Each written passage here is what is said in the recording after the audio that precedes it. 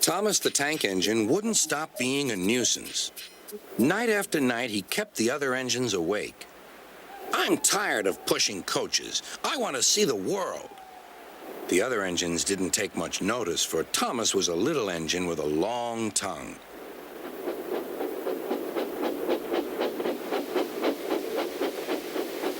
But one night, Edward came to the shed. He was a kind little engine and felt sorry for Thomas. "I've got some freight cars to take home tomorrow. If you take them instead of me, I'll push coaches in the yard." "Thank you," said Thomas. "That will be nice." Next morning, Edward and Thomas asked their drivers, and when they said yes, Thomas ran off happily to find freight cars.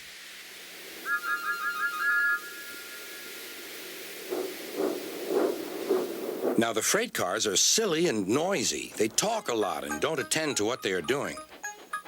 And I'm sorry to say they play tricks on an engine who is not used to them. Edward knew all about the freight cars. He warned Thomas to be careful, but Thomas was too excited to listen.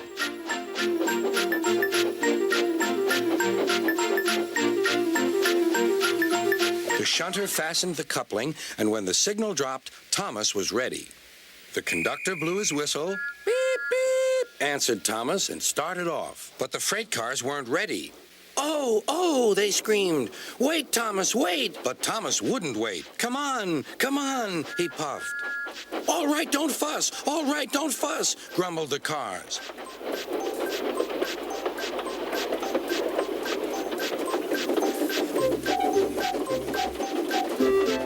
Thomas began going faster and faster. "Whoosh!" he whistled as he rushed through Henry's tunnel.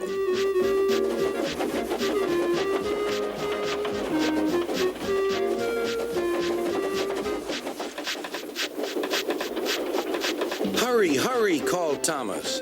He was feeling very proud of himself. But the cars grew crosser and crosser.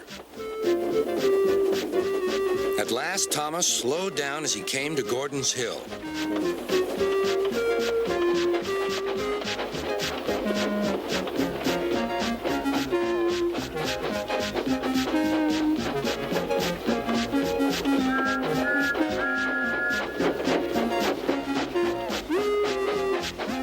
"Steady now, steady," warned the driver as they reached the top.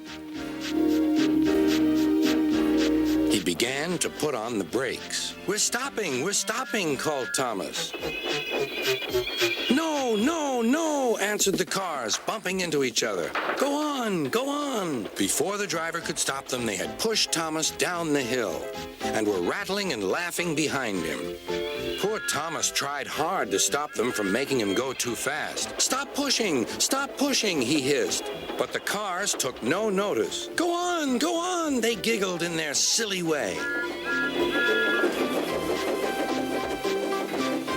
"There's the station. Oh, dear, what shall I do?" cried Thomas. They rattled straight through and swerved into the goods yard. Thomas shut his eyes. "I must stop." When he opened his eyes, he saw he had stopped just in front of the buffers.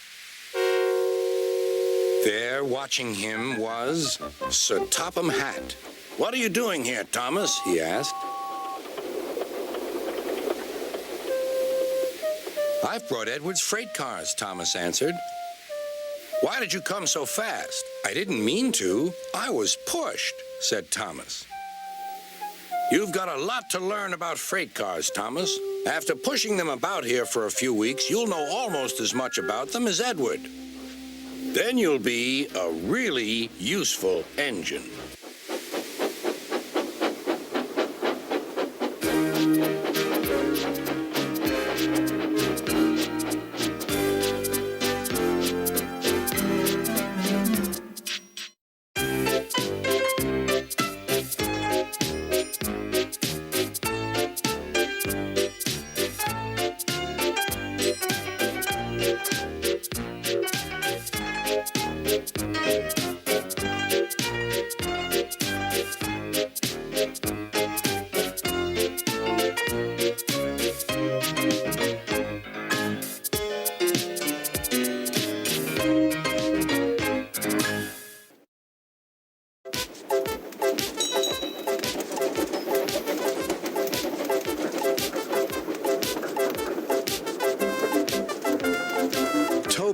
tram engine.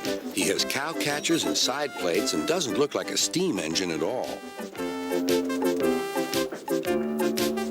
He takes freight cars from farms and villages to the main line and is cheerful to everyone he meets.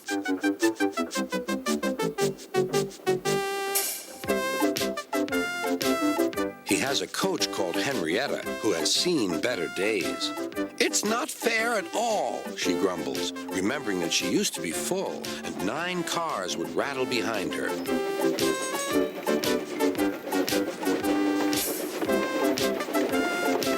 Now there are only 3 or 4, for the farms and factories send their goods mostly by truck.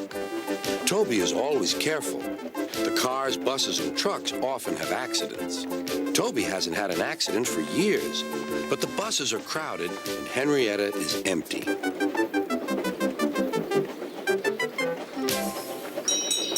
A lady and a stout gentleman stood on Toby's platform.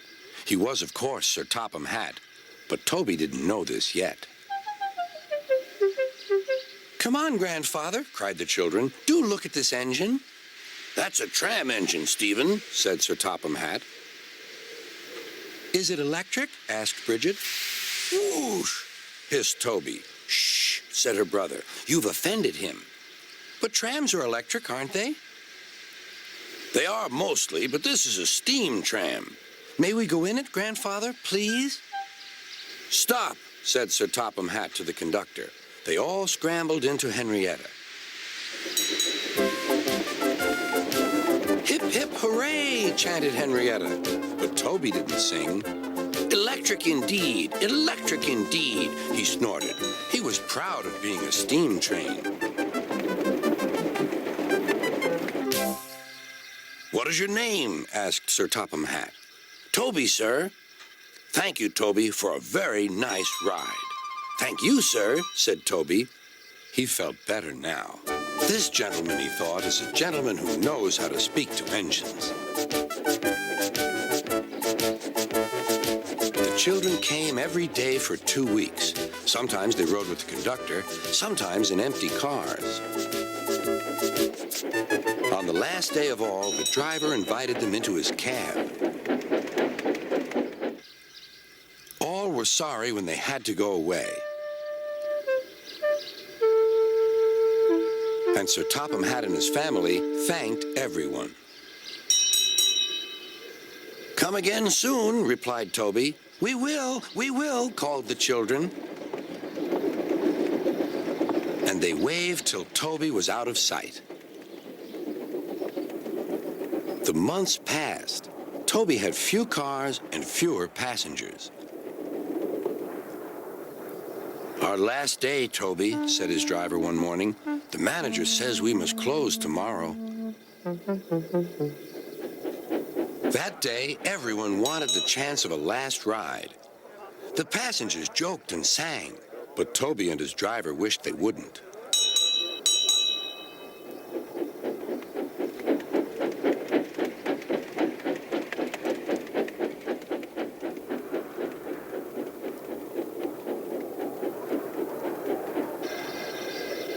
"Goodbye, Toby," said the passengers afterwards. "We're sorry your line is closing down."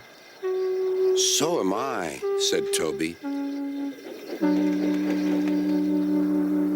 Nobody wants me, Toby thought, and went unhappily to sleep.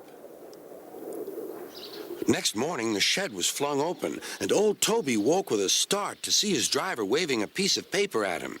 "Wake up, Toby," he shouted excitedly. "The mail has just arrived, and there is a letter for us from the stout gentleman. Maybe it's good news."